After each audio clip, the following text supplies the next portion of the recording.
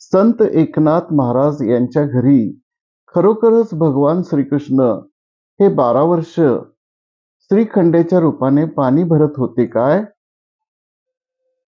याचं उत्तर ऐका.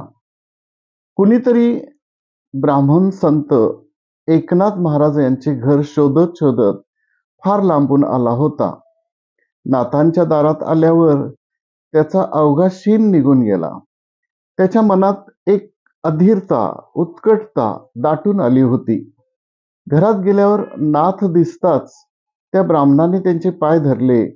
हात जोडून तो नाथांना म्हणाला की, नाथ बाबा, मला भगवंतांचं, श्रीकृष्णाचं दर्शन घडवा. एकनाथ महाराज यांना काहीच समजेना. हा कोण कुठला ब्राह्मण? आपली आणि त्याची ओळख पण नाही. त्याला मी कुठे राहतो हे पण माहीत नाही. माझे घर शोधत शोधत तो आलाय. तेवढ्यात तिथे नाथांच्या पत्नी गिरिजा देवी आल्या.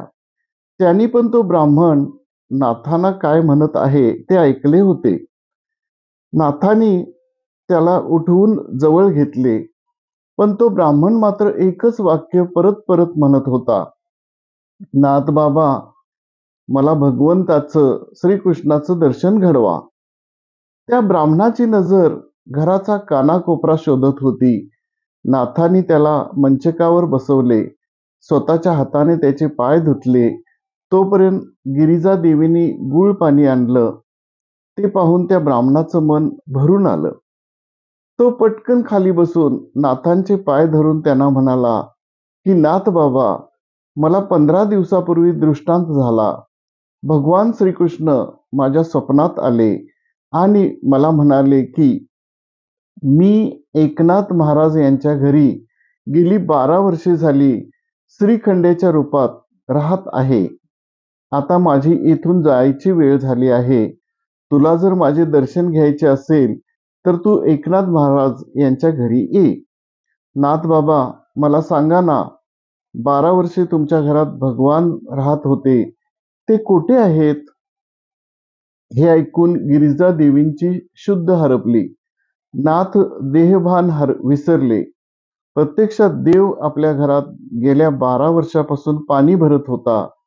आपल्याला त्याने साधी ओळख पण दिली नाही.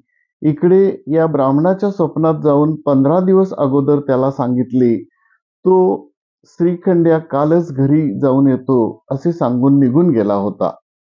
नाथ खांबाला टेकून हळूहळू खाली बसले. गिरिजा देवी भानावर आल्या. मग श्रीखंड्याच्या आठवणी मनात येऊ लागल्या. ते श्रीखंड्याचे साधेपण, त्याची प्रत्येक हालचाल, शांतपणे आपले काम करणे, काल जातानाच त्याचं मुग्ध हसणं. नाथांचे डोळे भरून आले. त्यांनी ध्यान लावले आणि त्यांना समजले की खरोखर प्रत्यक्ष भगवान श्रीकृष्ण, द्वारकेचा राजा, आपल्या घरात पाणक्या बनून गेली 12 वर्षे राहत होता. इकडे गिरिजा देवींची अवस्था पण काही वेगळी नव्हती. दोघांनीही एकमेकाकडे पाहिलं. गिरिजा देवी मनात म्हणाल्या की, चोर, माखन चोर, चित्त चोर, 12 वर्षे आमच्या जवळ राहिलास, पण कळूनही दिलं नाहीस.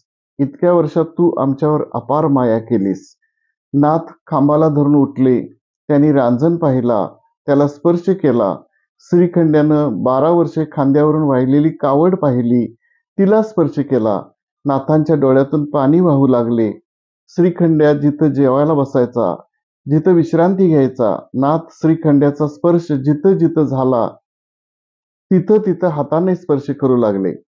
गिरिजा देवींनी तर डोळ्यातील अश्रूंनी श्रीखंड्या जिथं बसत असे तिथली जमीन अक्षरशः भिजवून काढली. कंठ दाटून आला. त्यांनी आकाशाकडे बघितलं आणि त्या म्हणाल्या की, हे भगवंता, सगळीकडे तूच आहेस. डोळ्यात तूच, देहात तूच, अंतर्बाह्य तूच आहेस. आमच्या घरात श्रीखंड्याच्या रूपात तूच राहत होतास. आम्ही तुला एक गरीब साधा पाणक्या समजलो. आम्हाला क्षमा कर देवा श्रीकृष्णा. पण तू जर खरोखरच श्रीखंड्याच्या रूपात आमच्याकडे गेली 12 वर्षे राहत होतास, हे खरे असेल तर प्रसाद रूपाने काहीतरी श्रीखंड्याची खून दे. आणि काय आश्चर्य, त्याबरोबरच रांजण दुथडी भरून वाहू लागला. जोरात वारा सुटला आणि कोपऱ्यातली श्रीखंड्याची घुंगूरकाठी त्या वाऱ्याने पडली. घुंगराचा आवाज झाला. त्या घुंगूरकाठीला एक भरजरी शेला बांधलेला होता. त्या शेल्यातून केशर व कस्तुरीचा सुगंध नाथांच्या घरात सगळीकडे व्यापून उरला. तो ब्राह्मण या सगळ्याला साक्षी होता. तो आवासून हे बघत होता. भगवान श्रीकृष्णानं पण त्यांची इच्छा पूर्ण केली होती. आपल्या सगळ्यांची अवस्था पण तीच असते. देव कुणाच्या तरी रूपात आपल्या आसपास राहत असतो, आपली सेवा करत असतो, आपल्याला मदत करत असतो आणि आपल्याला हे माहीत नसते. कळते तेव्हाच, जेव्हा ती व्यक्ती निघून जाते. धन्यवाद.